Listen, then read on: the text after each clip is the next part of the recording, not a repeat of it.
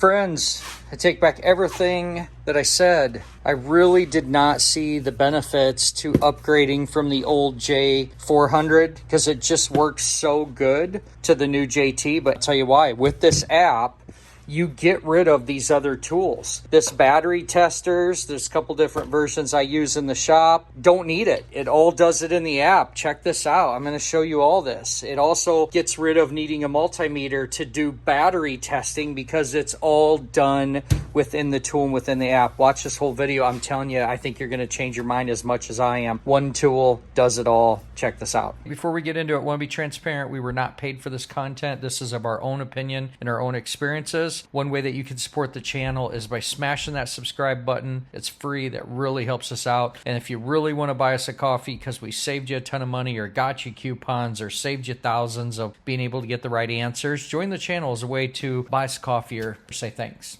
All right, let's get into it. Hey friends, Shane from howtowrench.com, and we are going to do it's really an update review. And guess what we could say is on the Lokithor JT400 Jump starter, we did a video on. We had great success with this, and we just love this thing. We actually got this accessory case for it. Super, super heavy duty. They got a hold of us to let us know that there is a new model out. And at all honesty, at first I almost didn't even review it. It's this new JT400. And I started thinking, well, how much better, how different it could be. But this thing, as we looked into it, really has some new features that I think were worth taking a look at. If you look at the 400 and the J and then JT400, you're going to notice, cosmetically they look very similar. But where the differences start to be is you can start to notice how much larger the buttons are. Just a little bit more easier for the end user, right? And then the capacity of it is larger as well. You'll notice on the old one it's 2,000, and on the new one it is 2,500. So that's a first spec. But also what's really different about this, it has the ability to download an app and control it via Bluetooth. And I believe, we'll see here in a second, but I think that then it would store data and kind of give you maybe some history that would be really nice with that app. Let's look at the lights. The ports and stuff seem to be a little different. There's the installation port versus the old one. It's just a little bit larger, which means they probably made the lights a little bit bigger. Have to see. And then as far as the back end of it, we'll just kind of do a comparison on that. These seals in here are really nice. Okay, we got a USB-C and a USB. And on the previous model, we have same thing. Okay, so like I said, we love this thing, super happy with it. If you are brand new to this, I definitely recommend you go see this video. We're going to do a different scenario here, but I really go in a deep dive of why we love this so much. Number one reason we loved it was the fact that it reads the voltage here. By far, that's my first favorite thing about this brand of tester. So why don't we get this old one out of the way and let's focus on the new one here. Like I said, if you're new to the product, it's going to come with obviously a charge cable, the jumper cables, of course. They include a bag with this one. That other accessory carrying case is something you can get. But one thing that is nice about this is to keep it into a smaller package. One thing I noticed, I guess to bring this back in here, this got a little bulky. It was nice in my car, but when we take it on the motorcycle, I definitely was going to a bag style carrying case. But this thing, it is neat for what it is if you have the room for it, and they were inexpensive as well. Okay, back to this. Okay, so we got a bag, of course. The first thing that I noticed is it was really nice to not throw the box away because you're going to get your QR code to download the app. What was strange in the manual is that when you got to the place to download the map, it tells you to go to the QR code and it's missing.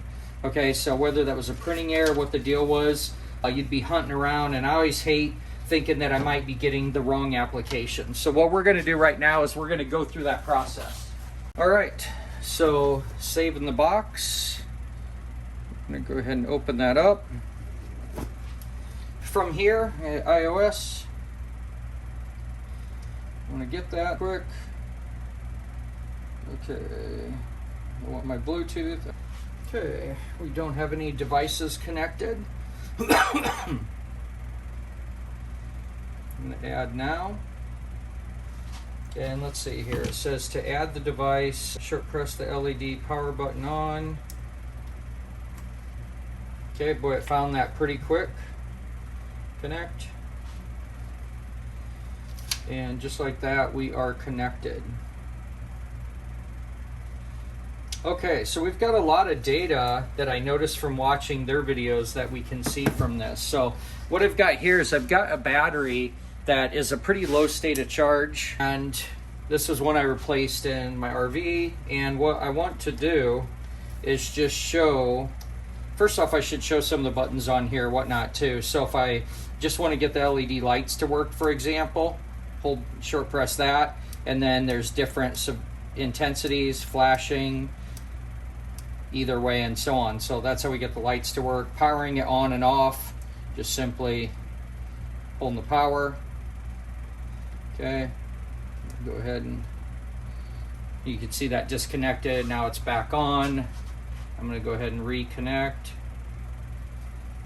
Give it a second. It says we're connected. This is pretty cool in the app that it shows the battery health. That's a neat feature right away. So let's get into this thing. Let's try it out. These are idiot proof. Can't do it backwards. Okay, just give it a firm connection. Okay, and like I said, my favorite thing about this is the fact that I can go ahead and read what's going on here. Okay, so if I go ahead here and push the mode on, I think you gotta be disconnected.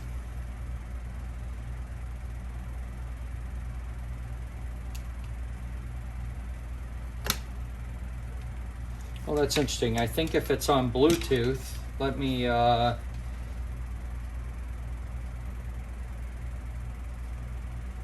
go to a battery test. That's going to be freaking awesome. Let me power this off. Okay. We're on. If I go here, you could see it must not be able to, you must not be able to control this with the Bluetooth on. Okay, so we're 15.4 volts is what it's saying. I'm going to go ahead here and not too bad. At 14.9, it's starting to stabilize about 14.8 on there. Pretty dang accurate on that. Okay.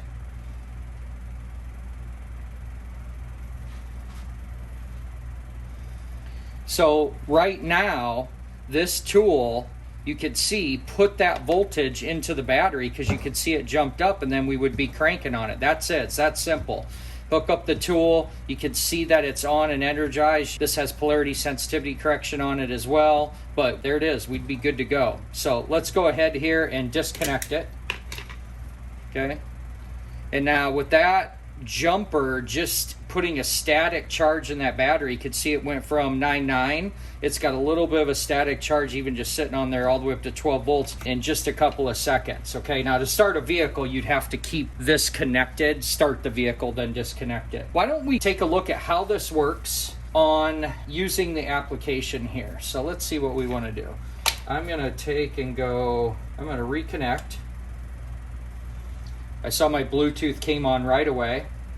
And now I'm going to go ahead and not only, I can see my Bluetooth on, so I'm just going to let this set here. And now I'm going to go into the application and start to see what my choices are here. Okay, it's saying the temperature of the unit itself. Got an app version, got the voltage. Seems similar to what we saw. Clamp connection identification. Let's see what happens when we see that. Good connection.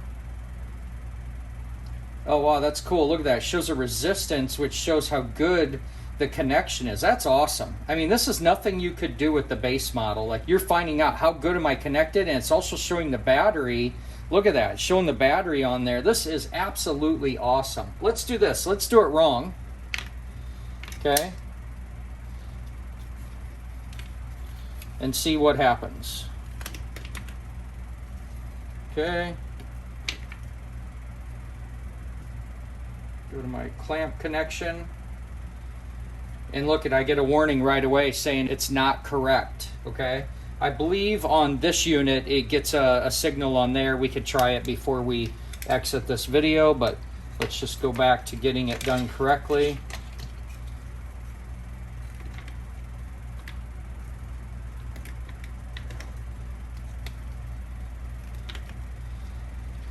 Okay, confirm. Go back.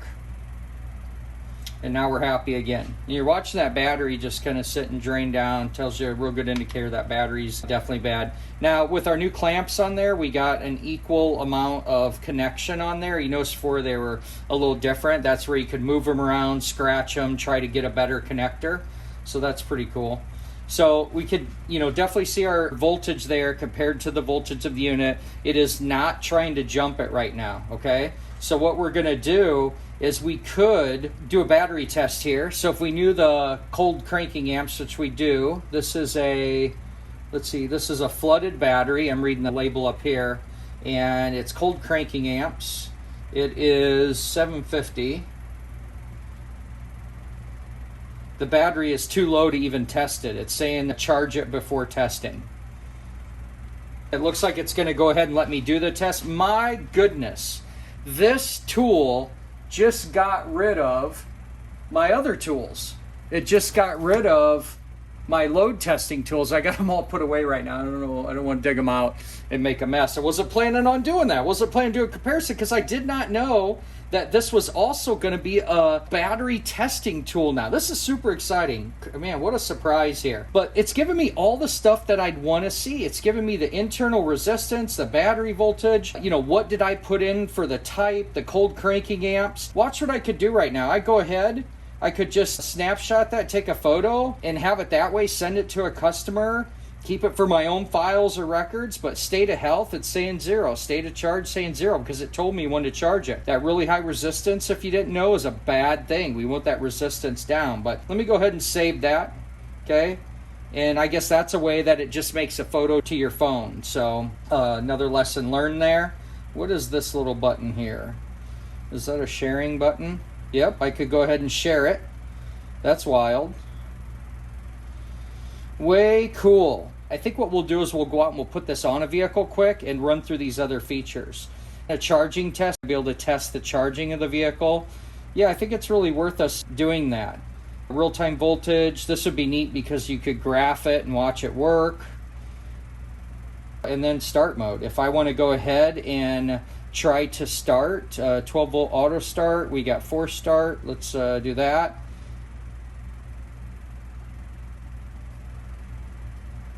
So this, there it goes, and notice it turned on, and notice that the voltage jumped up and I'd be starting the vehicle. Fantastic. I'm kind of curious what this force start is. Make sure the connection is correct, make sure it's not reversed, and then that one just, again, started it right away. Wow, this is wild. Okay. As soon as I back out of that, I notice this shuts off. That's a good thing too.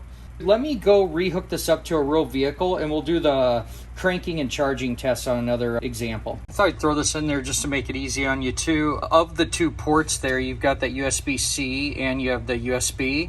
The C is the only charge port. They're both discharge, but you're going to want to take your cable and put it in, that comes with it, and put it into the C port, like so. And then have a USB type charger that you can plug into. So you can see it's interesting as it's charging, it's telling the wattage. When I started, this was at 3, and like within 2 minutes, it's up to this 12. Anyway, just thought I'd make that easy on you. That is the port to charge, or you're not gonna get anywhere going in that other one. Okay, I'm already realizing what's gonna be so great about this is I can hook this up and do the rest of the work with inside the cab.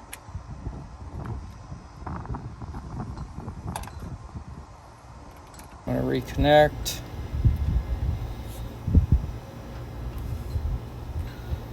Just gonna go ahead and test my battery again. What do we got? 700 cold cranking amps.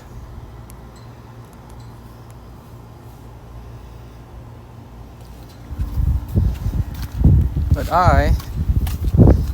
awesome. So just sitting there stationary, 97%. This is good. My battery's looking good, right? So watch what I could do now though. I'm inside my vehicle and I'm gonna go ahead, just save that. So I saved the photo. Let's see, I wanna go to a cranking test. Okay, turn off all electronics. Everything's off. Let's see. Confirm, start the vehicle.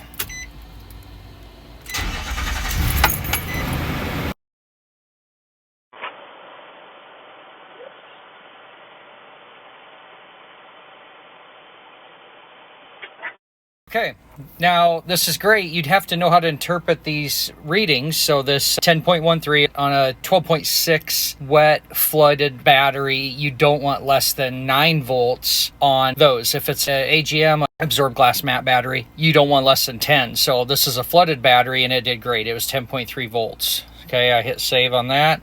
Now let's do a charging test. Go here, it says start the engine. Next.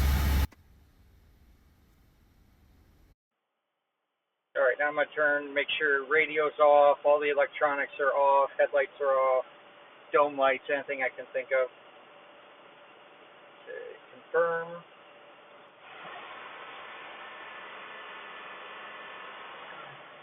All right, next I'm going to turn headlights and everything on.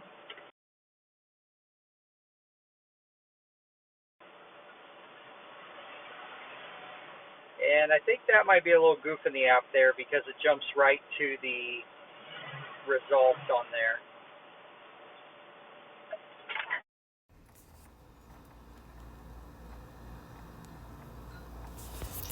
Save that. Back to the home screen. I'm going to give the feedback that one part of the app didn't work to the Lokithor team. I'm sure they'll fix it pretty quick and roll that out. It would be a nice feature to have. Also, if you didn't notice on the homepage there of the app, there's the user manual in case you needed a refresher how to use it. It's been a while, but the instructions, if I recall right, are even on the unit itself. Just have to flip over and take a look. Back to the home screen. Let's see what real-time voltage looks like.